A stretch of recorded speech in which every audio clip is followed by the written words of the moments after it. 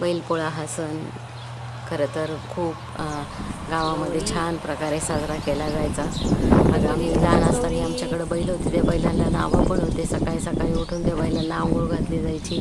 त्या विहिरीवरच्या पाण्यामध्ये किंवा तळ्याचं पाणी असेल तर स्वच्छ धुवून त्यांना हळद लावून मालिश केली जायची. कारण वर्षभर बैल काम करून थकतात, म्हणून त्यांच्याप्रती कृतज्ञता व्यक्त करण्यासाठी हा बैलपोळा सण साजरा केला जायचा. सकाळी त्यांना गुळपोळी खाऊ घातली जायची व 4 वाजता सर्व बैल छानपैकी सजवून त्यांना कलर देऊन त्यांच्या शिंगाला पण कलर दिला जायचा. त्याला छानसे कोंडे बांधले जायचे व गावामध्ये किंवा जवळपास जर मारुतीचं मंदिर असेल तर त्या मंदिरापर्यंत ते बैल नेले जायचे व तिथं चक्कर मारून परत आणायचे. कधी कधी आमचा एक बैल होता, सर्जा नाव होतं त्याचं, रुसायचा.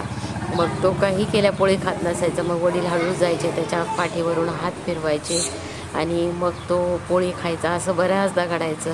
आता हा पोळा फक्त आठवणीतला सण झालेला आहे. आता आपल्याला अशा प्रकारे मुलांना क्रिएटिव्हिटी, कार्डबोर्डचे गाडी तयार करायला सांगावी लागते, मातीचे बैल बनवावे सांगे लागतात आणि पोळा हा सण साजरा करावा लागतो.